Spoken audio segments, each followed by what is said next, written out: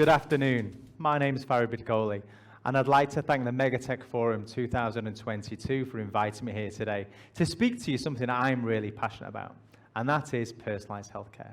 Over the next 25 minutes, I'm going to share with you how personalised healthcare can start with the genome, but actually how it can also be delivered by the mobile phone and digital health technology. There are four main aims for me when trying to deliver personalised healthcare. The first is, can we tailor the treatments to the individual?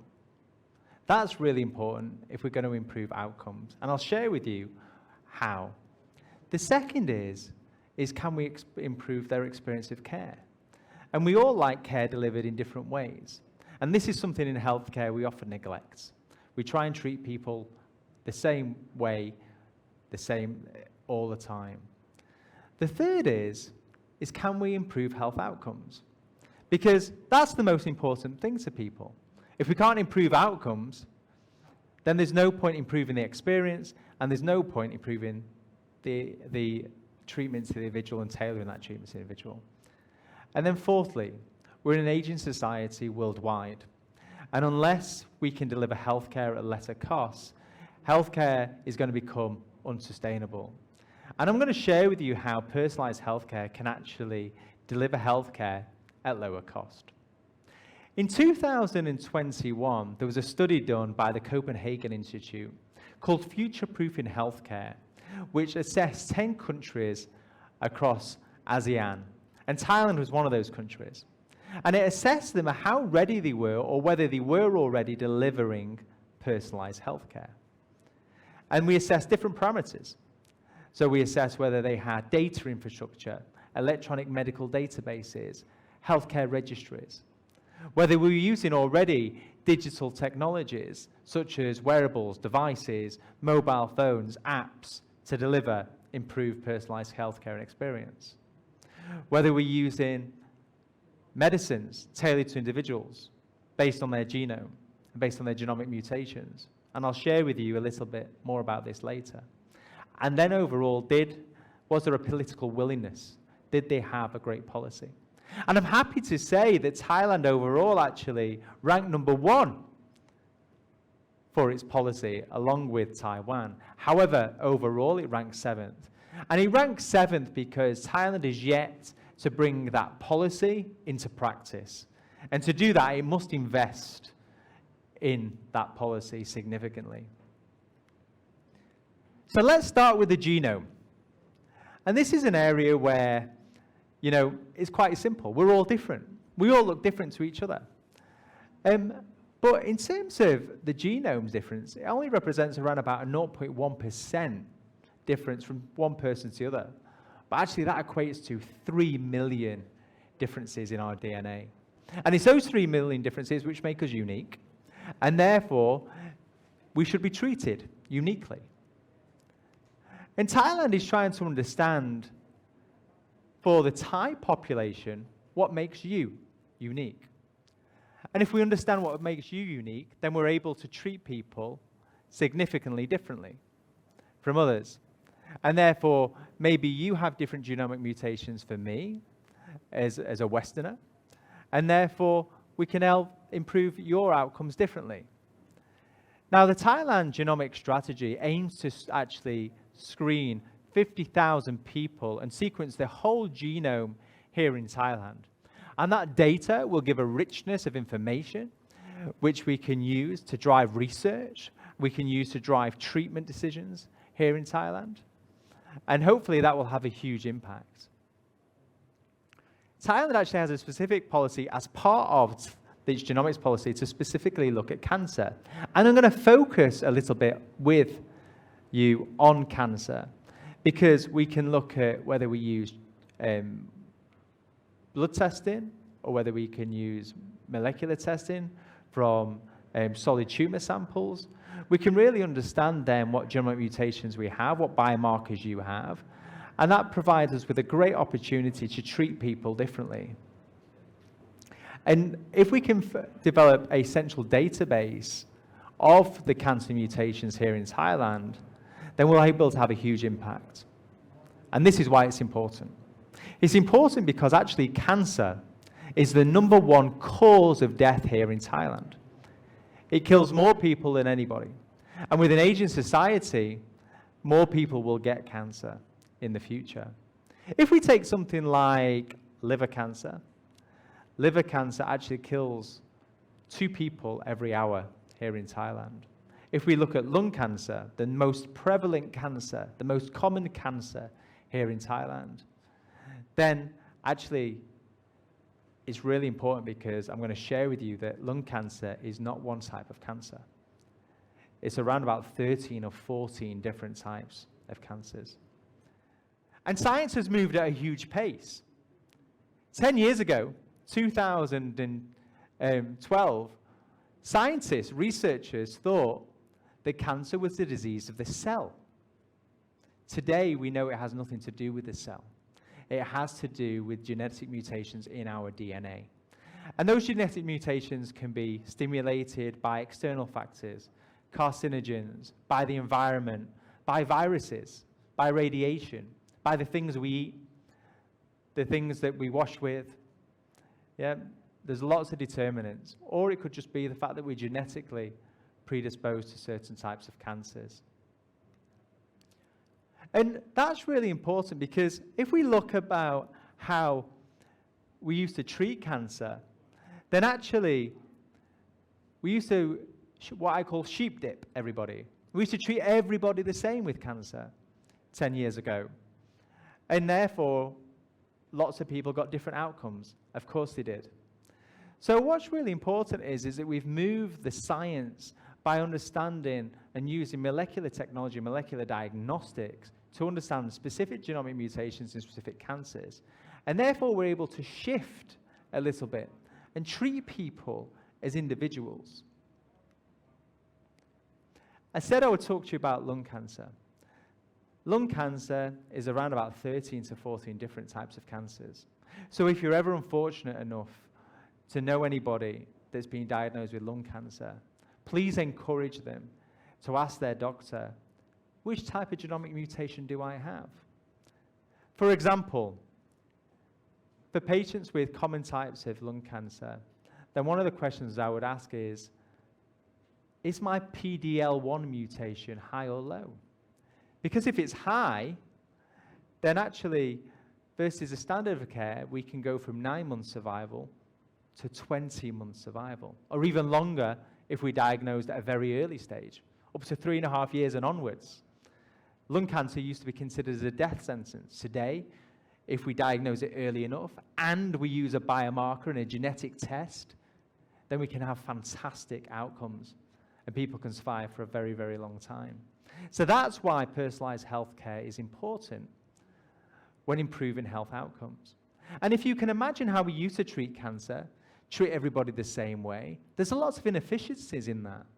Because when they come back, because their cancer has progressed, what do? We do some more diagnostic tests. We give them some different types of medicines. We waste time and we waste money and we waste resources in doing that. If we get it right the first time and diagnose them correctly with the first time, it's efficient and it improves patient outcomes. So the right treatment at the right time is cost effective. What are we doing about this at Roche, a company I work for? Well, actually, we've managed to use a claims database, electronic medical database in the US that we acquire. And it has data on about 180,000 patients that's growing every day, where we have their genomic data and we have all their electronic medical data that's pseudonymized. It's totally private. We don't know the individuals. But what we do know is for the subject number, what genetic mutations they had, what medicines they had, what treatment decisions that were made for them, and what outcome they had. And when we apply today's computational science methodologies, such as artificial intelligence or computer learning on top of that, then we're able to do something remarkable. We're able to develop clinical decision support tools to help doctors understand what the best treatment options are for patients and really tailor and personalize that experience. We're also able to use that data for research and development. And this is what Thailand would like to do as part of its Thailand 4.0 strategy. And quite interestingly, what we found is, in a recent research and development example at Roche, we found that there was a high incidence of a specific metastases, a specific cancer of the brain, and there was a certain mutation. Now, we understood actually that we have a medicine for that mutation. Sounds great. But what we aren't able to do with that medicine right now is pass the blood-brain barrier. So we're not able to treat that mutation.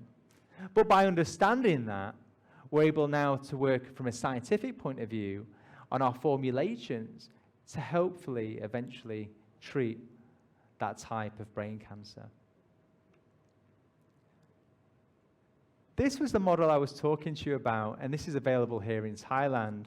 And actually what we're trying to do in Thailand is actually develop the infrastructure here as part of the Genomics Thailand strategy. But today we have a service called Foundation Medicine, where the doctor can send your tissue sample to the US or to Germany. The sample will be analyzed for your genomic mutation. We'll then apply artificial intelligence on top of that, computational learning on the results, and we'll provide your doctor with a report. And that report will tell them what genomic mutations you have in your cancer, and therefore what treatment options you will best respond to, and you will have the best outcomes for. And if there are no treatment options available currently today, it will share with you what treatment options are in clinical trials. And we do amazing number of clinical trials here in Thailand. In fact, Roche is the #1 provider of clinical trials here in Thailand. So it has a lot of benefits when we think about trying to develop and deliver that service. And how we're thinking about personalized healthcare is in 3 ways. 1, can we access meaningful personal data? Yeah, that's pseudonymized. 2, can we create insights from that data? Yeah, and those insights, as I've shared with you, that drive research, those insights to develop clinical decisions. And thirdly, can we realize value? Can we improve patient outcomes? Can we drive research and development? Let's move away from cancer a little bit. I want to introduce you to a startup called Wilala. And this startup is actually started in the southern provinces, in Pattani and Hat Yai. And Wilala, their value proposition is that they want to understand how your DNA impacts your gut, impacts the things that you eat. I want to understand, therefore, what kinds of maybe allergies or food intolerances you have. And they want to really take that, not just understanding personally maybe what you're tolerant, intolerant to from a digestive perspective. But what they'd like to do then is go 1 step further and share that information with your favorite restaurants, with your favorite chefs. So when you book a table, they know that, okay, tonight, Farid is dining with us, and he's intolerant to these things. And therefore, when we design a menu and experience for him, that actually will have a great experience, and he will have great outcomes. And this is really simply done by a buccal swab. The same way we do ATK tests today, a simple buccal swab, and we can have a tailored dining experience for life. So let's move on to the mobile phone. I said I would talk to you about this. So, there are lots of different things we're currently doing today just using a basic mobile phone from a research and development perspective. And we're able to do this in neuroscience. And what we're trying to look for is digital biomarkers. So I've shared with you the importance of biologic, genomic biomarkers, but now I want to share with you the importance of digital biomarkers, specifically in neuroscience. Now, one of the things you need to understand for neurodegenerative diseases is what we don't understand very, very well in science is why some people progress very fast in their neurodegenerative state. So why some people, for example, who are diagnosed with multiple sclerosis end up in a wheelchair quicker than others. What determines that? Or if we look at Parkinson's disease, why some people develop tremors faster than others, or also have more severe tremors than others. Neuroscience currently is a mystery. And the reason it's a mystery is The way that we understand healthcare is through what we call periodic interactions. And that's because we go to a doctor's, maybe surgery, we come back. We go to a hospital, we come back. And the actual time we spent in a healthcare facility is very, very small. But we live with the disease our entire lives.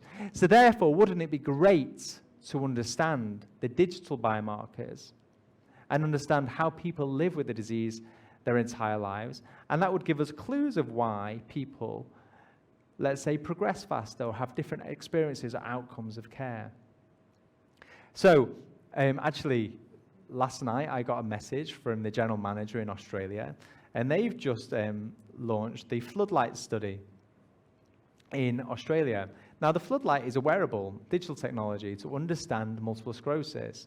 And what it understands is how active somebody is, how they stand, and which we call the gait, and many different parameters. And what this is allowing us to do really is to understand in real time what's going on with individuals from a scientific perspective. If we look at Parkinson's disease, then Parkinson's can be detected by the voice tremor, by your vocal cords. So there's been research done in Cambridge, in the UK, and Oxford, that shows if you just speak into the microphone at the end of your mobile, that actually we can detect Parkinson's very early. There are other things as well, and other diseases that we're looking. For example, for spinal muscular atrophy, we're trying to look to say, well, can gamification improve rehabilitation for children with spinal muscular atrophy?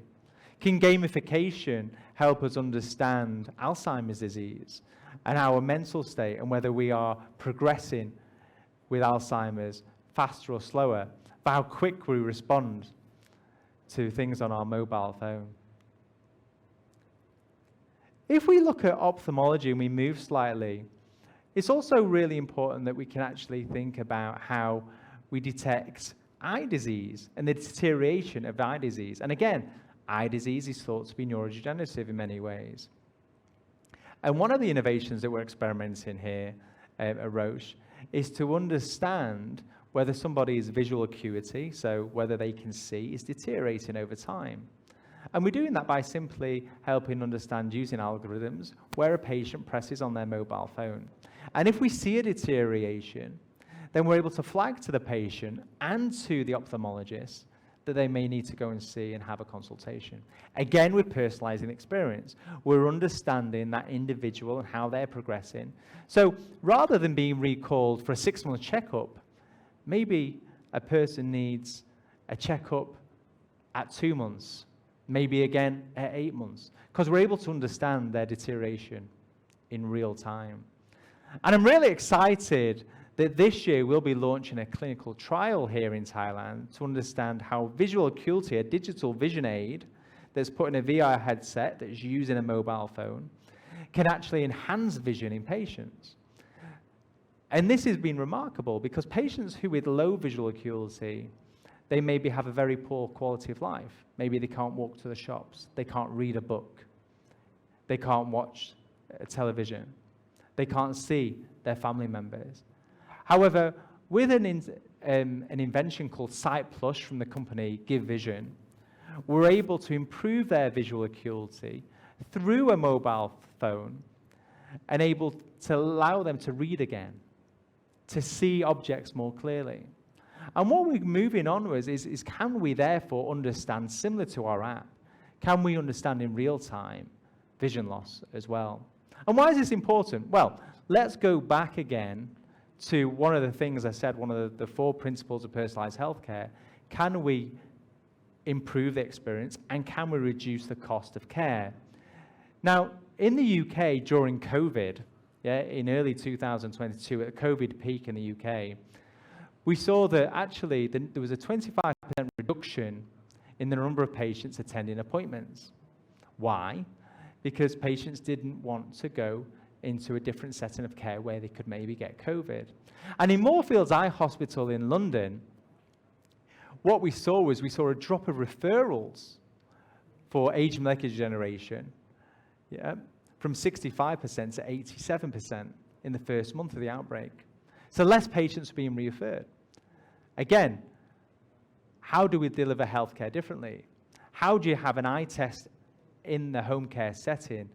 Well, if we can detect using a mobile phone, there's a visual acuity loss, or we can do a virtual sight test, then we're able to solve for some of these challenges. So you can see how digital technology can also reduce the cost of care, deliver care in the home setting, but also improve the patient experience. There was some research done by Accenture during COVID, and patients actually cancelled their appointments because they were nervous of going to hospital where there may be COVID, or to their local clinic where patients may be with COVID.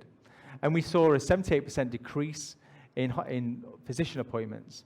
And 36% of patients actually said, can I be treated differently? Can I be treated in different setting? Can I be treated at home? Can I have medications that don't require me to come to hospital? And in oncology and cancer again, out of all diseases, we saw the largest decline, maybe because actually cancer patients are already immunocompromised. They're already more susceptible because maybe they're on chemotherapy treatments to actually getting COVID. So we saw a huge decline in this in the same study. The WHO says that cancer treatment, because of COVID, has been disrupted significantly. And that actually 42% of countries reported that actually their pathways of care were totally disrupted, from referral to diagnosis to treatment. And that impacts outcomes.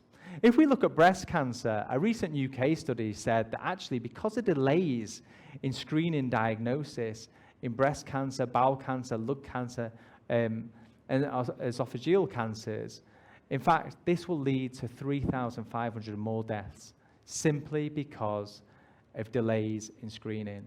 And that equates to around about 600,000 life years lost. So what was the impact? Well, doctors switched therapies. They tried to give therapies that were at home. The type of administration was a factor.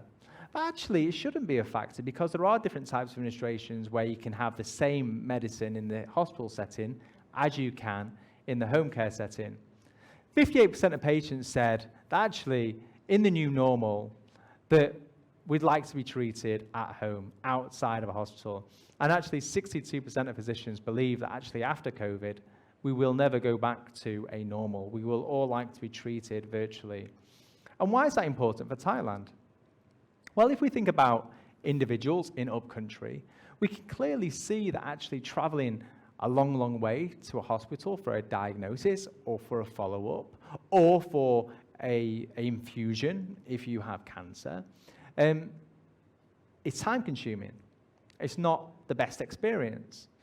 But when we think about new formulations, new technologies that can treat specific mutations for breast cancer, we know that we can reimagine pathways. We know that we can deliver the same therapy in a home care setting as in a hospital setting. And in fact, for women with breast cancer now, instead of going and waiting 4 hours in a hospital in Chile or in Italy, they have their injection done at home, and it's a 5-minute injection. Now that is personalized healthcare.